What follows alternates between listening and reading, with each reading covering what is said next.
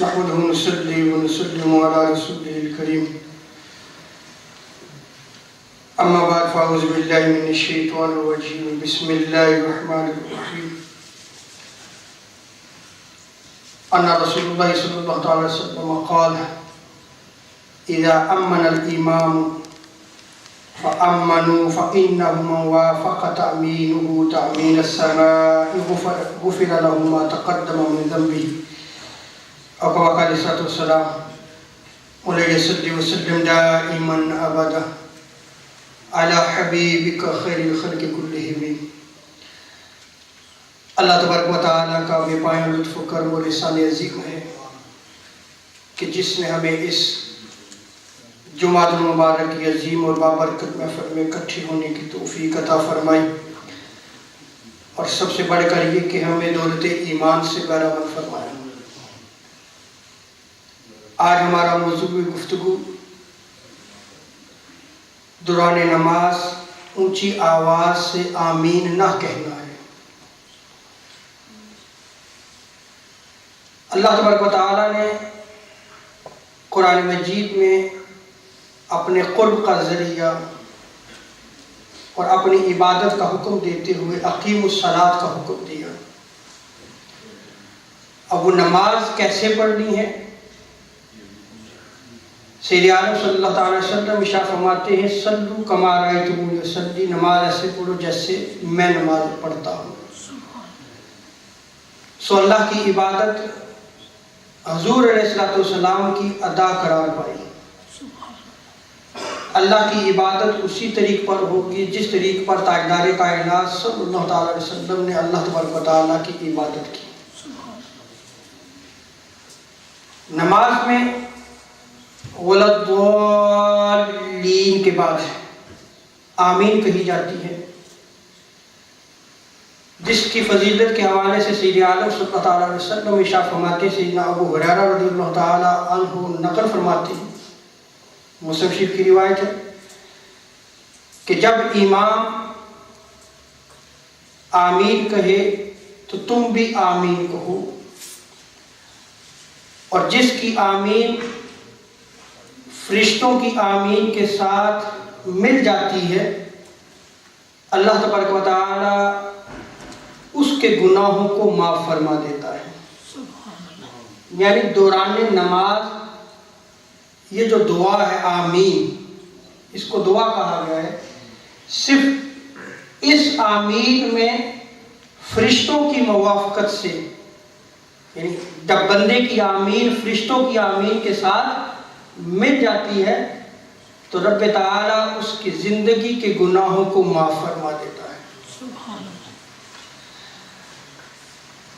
اب فقہائے شافعیہ اور حنبلیہ، یعنی جو امام شافعی ہیں اور ان کے مقلدین، اور امام احمد بن حنبل اور ان کے مقلدین جو ہیں، ان کے نزدیک جو ہے امام اور مقتدی جہری نمازوں میں، یعنی جس میں قرات جو ہے وہ اونچی آواز میں کی جاتی ہے، اس میں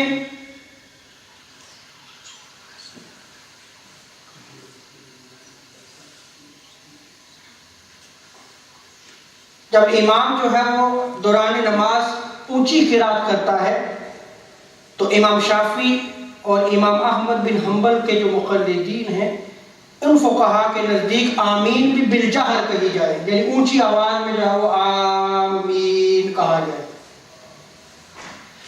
جبکہ امام ابو حنیفہ، فقہائے احناف اور امام مالک کے ایک قول کے مطابق جو ہے وہ آمین کو آہستہ آواز سے کہا جائے.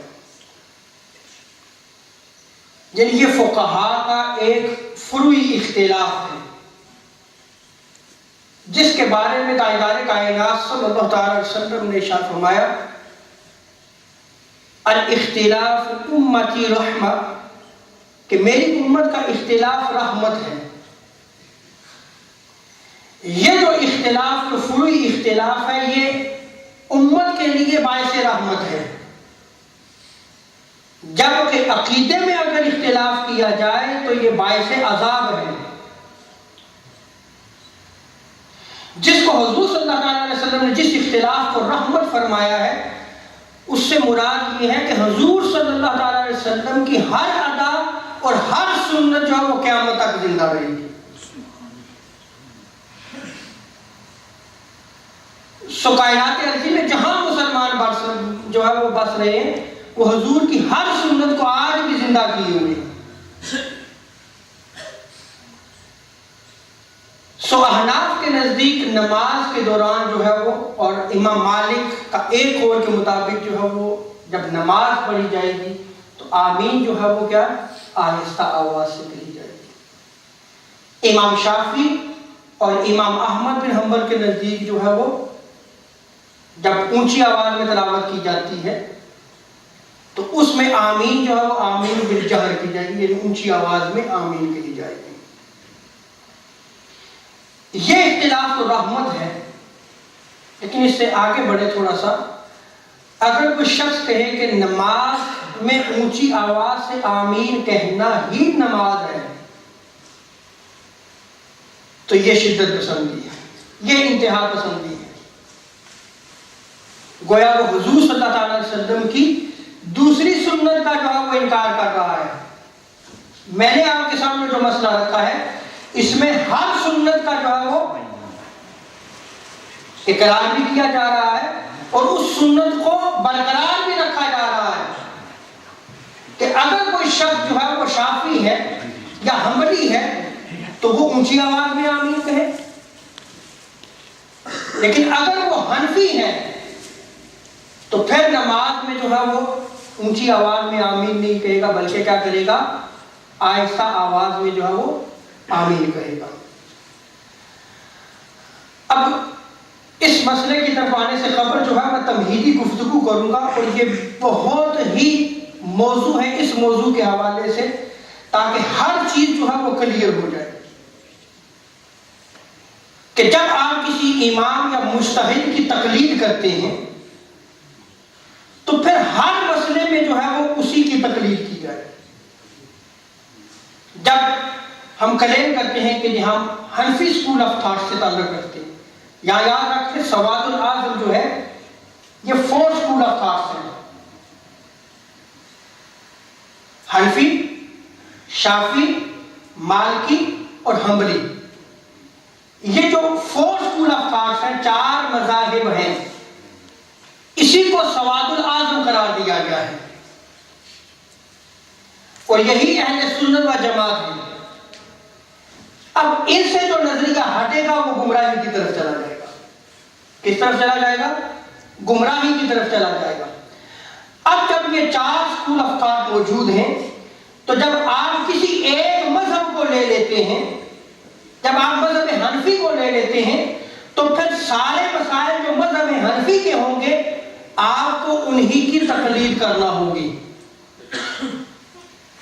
آپ کے لیے لازم ہے پھر ہر مسئلے پہ جو ہے وہ آپ حنفی اسکول آف تھاٹ کو لے کر چلیں گے. اگر آپ شافعی ہیں تو پھر آپ شافعی کو لے کر چلیں گے، حنبلی ہیں تو پھر آپ حنبلی کو لے کر چلیں گے، مالکی ہیں تو پھر آپ مالکی فقہ کو لے کر چلیں گے. اب اگر ہم نماز پڑھتے ہیں، چونکہ ہم حنفی ہیں، ہمارا تعلق جو ہے وہ حنفی اسکول آف تھاٹ سے ہے، تو ہماری ساری نماز جو ہے وہ حنفی اسکول آف تھاٹ کے مطابق ہوگی. ایسا نہیں ہوگا کہ ہم کلیم بھی کریں کہ ہم حنفی ہیں اور نماز میں جو ہے وہ بعض مسائل جو ہے وہ ہم شافعی کے لے لیں.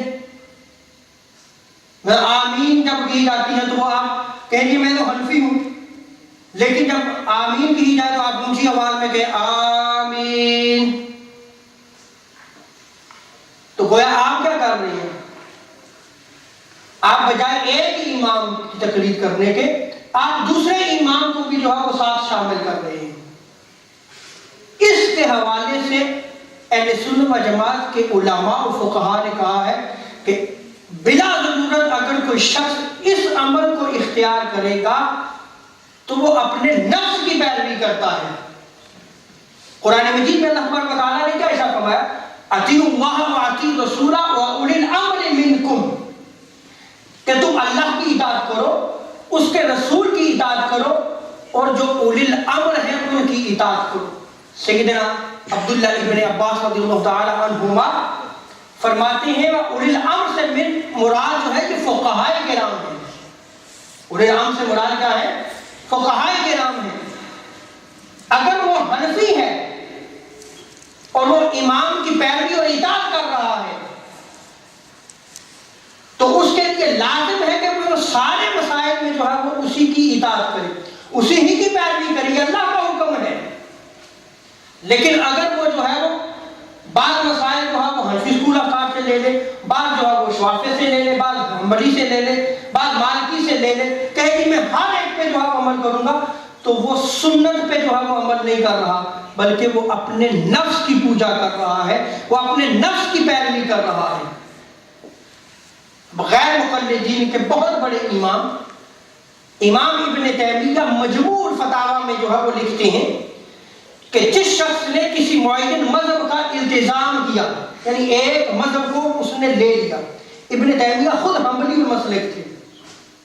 کیا فرماتے ہیں کہ جس شخص نے کسی معین مذہب کو لے لیا اور پھر جو ہے وہ بغیر کسی شرعی عذر یا بغیر کسی دلیل کے کسی اور مذہب کے امام کے قول پر عمل کیا, تو وہ شخص اپنی خواہش کا پیروکار ہے. اس نے گویا دین کو کھلونا بنا لیا. اب میں اس کی ایگزامپل دیتا ہوں. جیسے امام ابو حنیفہ کے نزدیک خون نکلنے سے وضو ٹوٹ جاتا ہے. آپ کے جسم کے کسی بھی حصے سے خون نکلا اور وہ بہہ پڑا, جب بہہ نکلا ساری آپ کا وضو ٹوٹ گیا. جبکہ شوافی کے نزدیک خون نکلنے سے وضو نہیں ٹوٹتا. اسی طرح امام شافعی کے نزدیک اگر کوئی مرد جو ہے وہ عورت کو چھو لے, ٹچ کر لے عورت کو, تو امام شافعی کے نزدیک اس کا وضو ٹوٹ جائے گا. امام ابو حنیفہ کے نزدیک اس کا وضو نہیں ٹوٹے گا.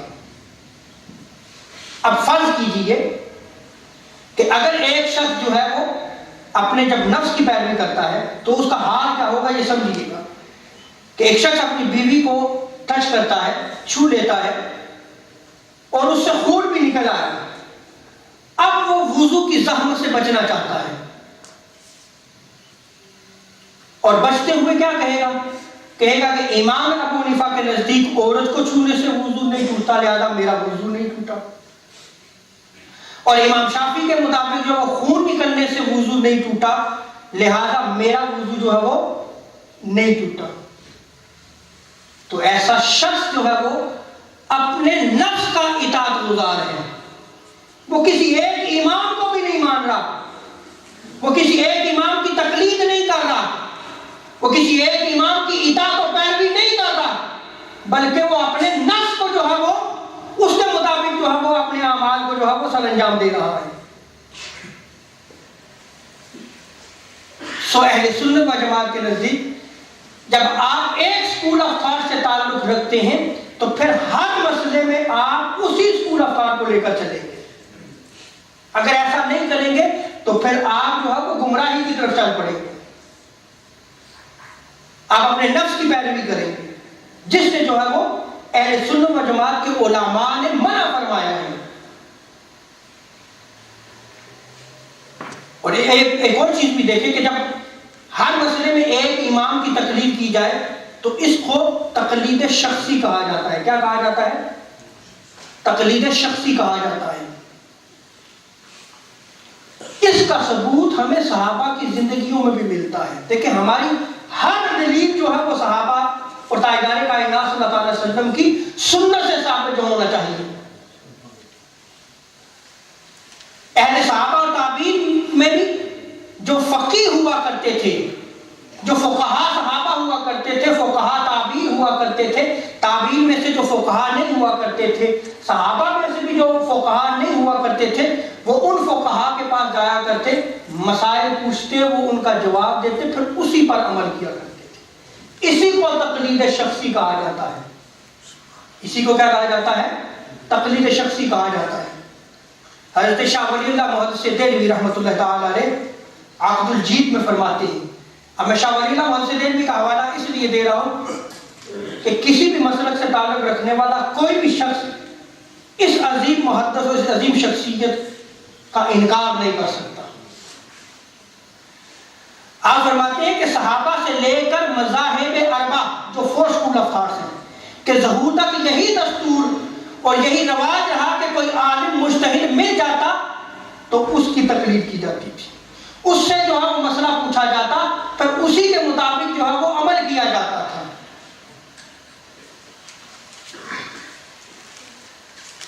اب صحابہ کرام میں بھی جو ہے وہ بہت سارے مسائل میں اختلافی مسائل جو ہے وہ تھے، آپس میں اختلاف کیا کرتے تھے صحابہ کرام، جس کے بارے میں حضور نے فرمایا کہ میری امت کا اختلاف رحمت ہے، وہ یہی چیز ہے۔ جیسے آپ دیکھ رہے ہیں کہ اہل مکہ جو ہے وہ جو مکہ کے رہنے والے تھے وہ اختلافی مسائل میں حضرت عبداللہ ابن عباس کے قول کو ترجیح پرائورٹی دیا کرتے تھے، کیونکہ مکہ کے فقیہ جو ہے حضرت عبداللہ ابن عباس تھے رضی اللہ تعالیٰ عنہ، اور اہل مدینہ جو ہے وہ حضرت زید بن ثابت کے قول کو، ان کے فتوے کو جو ہے وہ ترجیح دیا کرتے تھے، کیونکہ اہل مدینہ جو ہے وہ ان کے قول کو لیا کرتے تھے، ان کے مجتہد جو ہے وہ حضرت زید بن ثابت رضی اللہ تعالیٰ عنہ تھے، اور اہل کوفہ جو ہے وہ حضرت عبداللہ ابن مسعود رضی اللہ تعالیٰ عنہ کے قول کو لیا کرتے تھے، اور اہل یمن جو ہے وہ حضرت معاذ بن جبل رضی اللہ تعالیٰ عنہ کے قول کو لیا کرتے تھے۔ اب میں نے جو بات آغاز کی ہے، جس کی بیس میں نے جو ہے وہ آغاز خطاب سے رکھی ہے کہ جب آپ کسی ایک امام کی تقلید کرتے ہیں تو پھر ہر مسئلے میں جو ہے وہ آپ اسی امام کی تقلید کریں گے، پھر کسی اور امام کو نہیں لیں گے آپ۔ اس کا ثبوت صحابہ کرام کی زندگیوں سے دیتا ہوں۔ میں نے چاہے پہلے بتایا نا آپ کو کہ صحابہ کا بعض مسائل میں اختلاف تھا، اور جب وہ اختلاف کیا کرتے تھے تو جو علاقے کے رہنے والے جو وہاں کا فقیہ ہوا کرتا تھا اس کے قول کو جو ہے وہ پرائورٹی دیا کرتے تھے۔ صرف ایک ایگزامپل دیتا ہوں، اہل مدینہ نے حضرت عبداللہ ابن عباس سے اس عورت کے متعلق سوال کیا جو طواف فرض کے بعد حائضہ ہو گئی، یعنی اس کے مینسز شروع ہو گئے، تو کہ اب وہ طواف وداع کے بغیر جا سکتی ہے یا نہیں جا سکتی، یہ اہل مدینہ نے سوال کیا۔ تو حضرت عبداللہ ابن عباس رضی اللہ تعالیٰ عنہما نے جواب دیا کہ وہ طواف وداع کے بغیر جا سکتی ہے۔ حضرت عبداللہ ابن عباس نے فتویٰ دیا، صحابی رسول ہیں۔ اب دیکھیے جو اہل مدینہ تھے انہوں نے سوال کیا، اور حضرت عبداللہ ابن عباس فقیہ کہاں کے تھے؟ مکہ کے تھے۔ اہل مدینہ نے یہ سوال کیا، جب انہوں نے جواب دیا تو ان سے اہل مدینہ نے کہا لا ناخذ بقولک، کہ ابن عباس ہم آپ کے قول کو نہیں لیں گے، ہم زید بن ثابت رضی اللہ تعالیٰ عنہ کے قول کو لیں گے، ہم زید بن ثابت کے فتوے پر عمل کریں گے، ہم آپ کے قول کو نہیں لیں گے۔ اس لیے کہ اہل مدینہ جو تھے وہ زید بن ثابت رضی اللہ تعالیٰ عنہ کے قول پر عمل کیا کرتے تھے۔ تو دیکھیں کہ جب صحابہ نے جب ایک امام کو مقرر کر لیا اور جب اس سے فتویٰ لیتے تھے تو پھر اسی پر عمل کرتے تھے، دوسرے جو ہے وہ امام کو جو ہے وہ فالو نہیں کرتے تھے۔ تو جب آپ حنفی اسکول آف تھاٹ سے تعلق رکھتے ہیں تو پھر کیسے ہو سکتا ہے کہ آپ مسائل میں پھر آپ جو ہے وہ دیگر جو ہے وہ اماموں کو جواب لینا شروع کر دیں؟ اگر آپ لیں گے تو اس کی کچھ شرائط موجود ہیں جس شرائط پر آپ کو عمل کرنا ہوگا، آپ کو شرائط کا بھی علم نہیں ہے، اور پھر آپ جو ہے وہ دین کو مذاق بنا لیتے ہیں۔ یہیں سے جو ہے وہ پھر جو ہے وہ اختلافات جو ہے وہ شدت پسندی کی طرف چلے جاتے ہیں۔ بہت سارے ینگسٹرز ہمارے جو ہے وہ جیسے عمرہ کرنے کے واپس آئے تو نماز پڑھنا شروع کرتے ہیں، تو نماز میں جب وہ آمین کہتے ہیں، کیونکہ وہاں پہ وہ ایک ردم بنتا ہے، سارے حنبلی اور شافعی جو ہے وہ اونچی آواز میں آمین کہتے ہیں، حنفی نہیں کہتے، وہاں پہ بھی جا کے نہیں کہتے کیونکہ وہ ایک اسکول آف تھاٹ سے تعلق رکھتے ہیں، اور ایک قول کے مطابق جو مالکی ہے وہ بھی نہیں اونچی آواز میں آمین کہتے۔ تو واپس آتے ہیں، تو واپس آ کر جو مساجد میں وہ اونچی آواز میں آمین جب ان سے پوچھا جائے بھی آپ کس اسکول آف تھاٹ سے تعلق، جی ہمیں تو حنفی. بھائی آپ حنفی ہیں تو پھر آپ کو آمین بھی آہستہ کہنی ہوگی. اگر آپ شافعی ہیں تو پھر ہمارا کوئی جھگڑا نہیں. اگر آپ حنبلی ہیں تو تب بھی ہمارا کوئی جھگڑا نہیں ہے. آپ اونچی آواز میں بھلے کہ جب آپ ایک اسکول آف تھاٹ کو لے کے چل رہے ہیں تو بھلے لے کے چلیں. اہل سنت و جماعت جو ہے وہ 4 اسکول آف تھاٹ سے یہ 4 اسکول آف تھاٹ جو ہے یہ اہل سنت و جماعت ہے. اگر آپ شافعی ہیں تو تب بھی اہل سنت سے ہیں، آپ حنبلی ہیں تو تب بھی آپ اہل سنت و جماعت سے ہیں. لیکن جب آپ جس امام کو لے کر چل رہے ہیں اسی امام کو آپ جو ہے لے کر چلیں گے. اسی طرح ہمارے ہاں جو ہے وہ چونکہ نالج کی کمی ہے نا، اس کمی کے باعث جو ہے وہ جب ہم بخاری شریف، مسلم شریف، سیاستہ کی کتابیں جب ہم پڑھتے ہیں، اب وہاں پہ جو چیپٹر نام جو قائم کیے جاتے ہیں جی اونچی آواز میں آمین کہنا. اب چونکہ ہماری رسائی وہ ٹرانسلیشن کی ہوئی احادیث ہی ہے نا، درد نہیں ہے علم کا، نہ ہم علماء کی مجلس میں بیٹھے نہ ہم علماء کے پاس گئے، تو پھر ہم کیا کہتے ہیں جی دیکھیں جی حدیث سے تو یہی ثابت ہے. اب جب وہ احادیث پڑھتے ہیں تو یہ بات یاد رکھ لیں کہ جو سیاستہ ہیں ان میں اکثر و بیشتر جو ہے وہ یا شافعی ہیں یا حنبلی ہیں. حنفی اسکول آف تھاٹ کے امام نہیں ہیں، وہ محدث نہیں ہیں. جیسے آپ مسلم شریف لے لیں، جامع ترمذی لے لیں، شافعی ہیں آپ. ایک روایت کے مطابق جو ہے امام بخاری بھی شافعی تھے، بعد نے حنبلی بھی لکھا ہے. تو وہ امام جو ہے وہ تو حنفی امام تھے نہیں، انہوں نے کتابوں کو کمپائل کیا. ایسے ہی احناف کے محدثین اور ائمہ فقہاء نے بھی احادیث کی کتابیں لکھی ہیں، لیکن آپ کی نظر سے وہ کتابیں گزری نہیں ہیں. اور یہ بھی یاد رکھ لیں کہ احناف کی حدیث کی کتابیں ان کتابوں سے قبل موجود تھیں. ایک ہی حوالہ دیتا ہوں، امام شافعی کے شیخ الاستاد امام محمد، امام ابو حنیفہ کے شاگرد ہے نا، موطا امام محمد، ساری حنفی احادیث جو ہے وہ ان کی کتاب جو ہے یہ 3 والیومز میں موجود ہے، کمپائل کی گئی ہے. امام ابو حنیفہ کی کتاب الاثار حدیث کی کتاب ہے. مسند امام ابو حنیفہ موجود ہے. تو ہمیں تو جب ہم حنفی اسکول آف تھاٹ سے تعلق رکھتے ہیں تو ہم نے تو اپنی کتابوں کو کھنگالا ہی نہیں ہے، ہم نے پڑھا ہے. لیکن میں صرف مختصر سا کر کے کہ جب ہم حنفی ہیں تو سنیں، حنفی اسکول آف تھاٹ جو ہے وہ تاجدار کائنات صلی اللہ علیہ وسلم کے آخری عمل کو لے کے چلنے والی ہے. حضرت شاہ ولی اللہ محدث دہلوی الانصاف فی بیان سبب الاختلاف میں فرماتے ہیں کہ حضرت امام ابو حنیفہ کے مذہب کی بیس بنیاد حضرت عبداللہ ابن مسعود کے فتاوی جات پر ہے. کون حضرت عبداللہ ابن مسعود؟ جو ہر سفر و حضر میں تاجدار کائنات صلی اللہ علیہ وسلم کے ساتھ رہا کرتے تھے. وہ حضور صلی اللہ علیہ وسلم کی مسواک کو تیار کیا کرتے تھے. حضور صلی اللہ علیہ وسلم سفر پہ جاتے تو آپ کجاوا لگایا کرتے تھے. حضور صلی اللہ علیہ وسلم جب سفر پہ جاتے تو نیزہ لے کر آگے چلا کرتے تھے. یعنی ہر وقت حضور کی مجلس میں رہا کرتے تھے، جن کے بارے میں حضور نے فرمایا کہ میری امت کا فقیہ ہے یہ. اور جب حضرت عمر فاروق رضی اللہ تعالیٰ عنہ نے حضرت عبداللہ بن مسعود کو کوفہ بھیجا تو فرمایا کہ آج میں بہت بڑا فقیہ تمہیں عطا کر رہا ہوں، مجھے اس کی ضرورت تھی. اور صحابہ کرام جو ہے وہ مسائل میں حضرت عبداللہ بن مسعود کی طرف جو رجوع کیا کرتے تھے. تو فقہ حنفی کی بیس جو ہے وہ حضرت عبداللہ ابن مسعود کے فتاوی جات اور حضرت مولا علی کے فیصلوں اور ان کے فتاوی جات پر ہے. کون مولا علی؟ جن کے بارے میں تاجدار کائنات صلی اللہ علیہ وسلم ارشاد فرماتے ہیں انا مدینۃ العلم وعلی بابها، کہ میں شہر علم ہوں اور علی اس کا باب ہے، اس کا دروازہ ہے. اور اسی طرح قاضی شریح اور دیگر فقہاء کوفہ کے فیصلوں پر جو ہے وہ فقہ حنفی کو مدون کیا گیا ہے.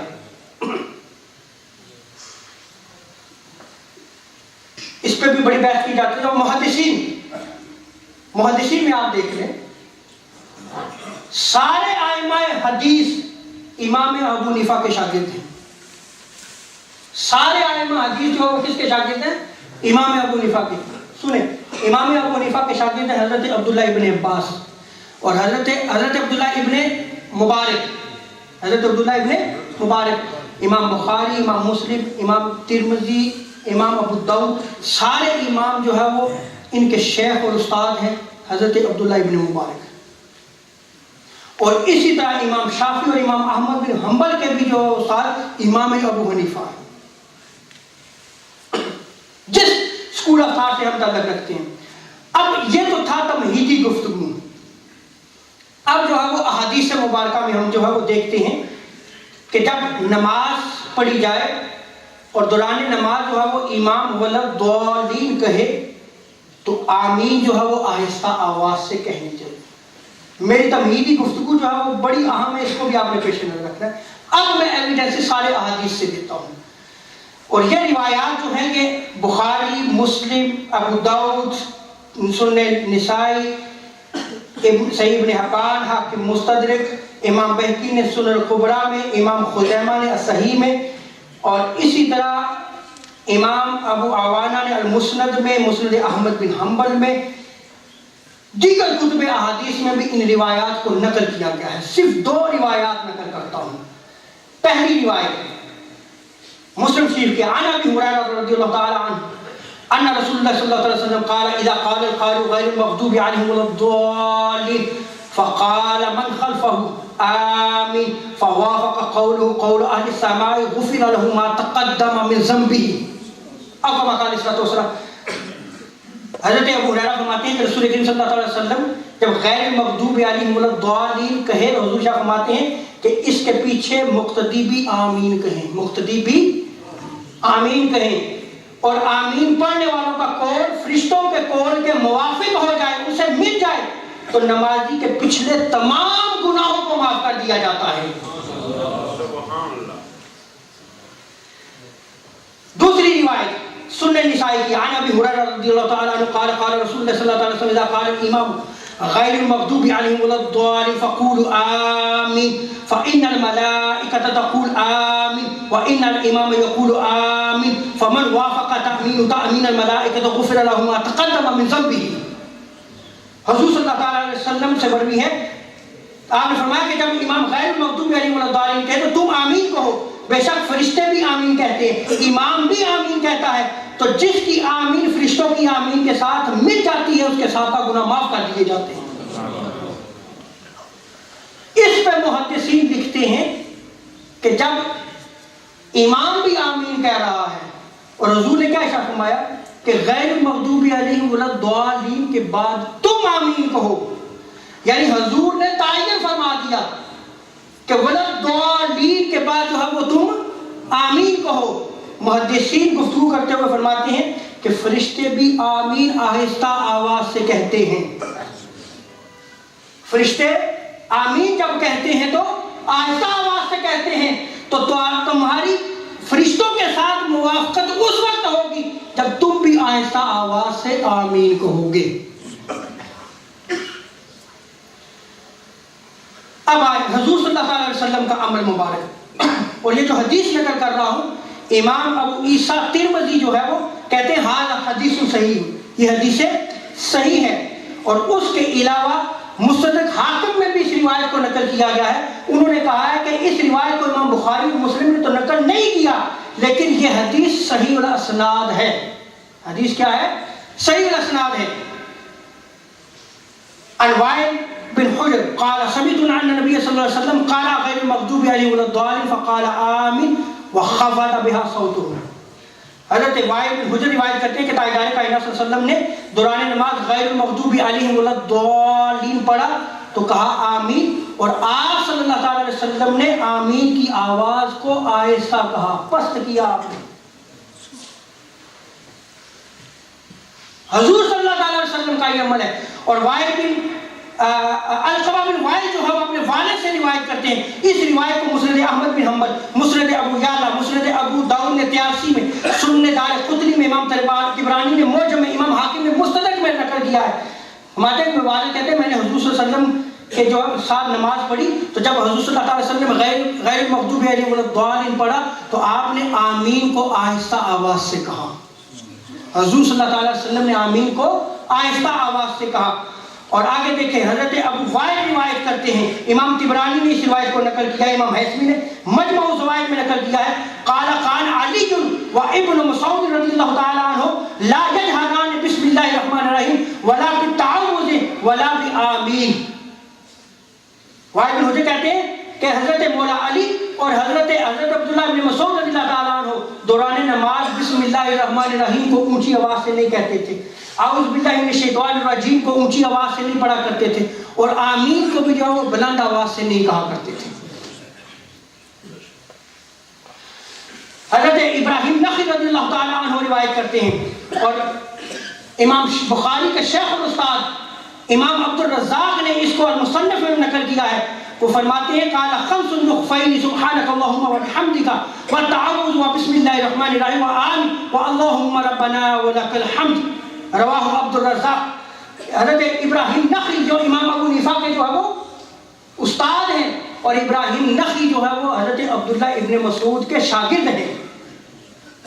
حضرت عبداللہ ابن مسعود کے سارے فتاوی جات حضرت ابراہیم نخعی کے پاس موجود تھے, اور وہ آگے منتقل ہوئے امام ابو حنیفہ رضی اللہ تعالیٰ عنہ کے پاس.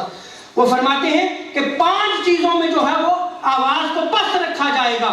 سبحانک اللہم وبحمدک جب پڑھی جائے گی, اعوذ باللہ من الشیطان الرجیم جب پڑھا جائے گا, بسم اللہ الرحمن الرحیم جب پڑھی جائے گی, اور جب آمین کہا جائے گا, اور جب ربنا ولک الحمد رکوع کے بعد پڑھا جائے گا. بہت سارے دلائل موجود ہیں. اللہ تعالیٰ جو ہمیں اسلام کو سمجھنے کی توفیق عطا فرمائے. جب آپ حنفی اسکول آف تھاٹ سے تعلق رکھتے ہیں تو آپ کو چاہیے کہ آپ آمین آہستہ کہیں, اور اگر کوئی شافعی اور حنبلی ہے تو وہ اگر وہ اونچی آواز سے آمین کہتا ہے تو ہمارا اس کے ساتھ کوئی جھگڑا نہیں, وہ بھی اہل سنت و جماعت سے تعلق رکھتا ہے, کیونکہ یہی السواد الاعظم ہیں. اللہ تعالیٰ ہمیں دین کو سمجھنے کی توفیق عطا فرمائے. آخر میں جلدی سے 1-2 اعلانات ہیں, ان کو سماعت فرما لیں, اس کے بعد جو سنتوں کا ٹائم دیا جائے گا. 2 جون ٹیوزڈے کو شب برات کے سلسلہ میں عظیم الشان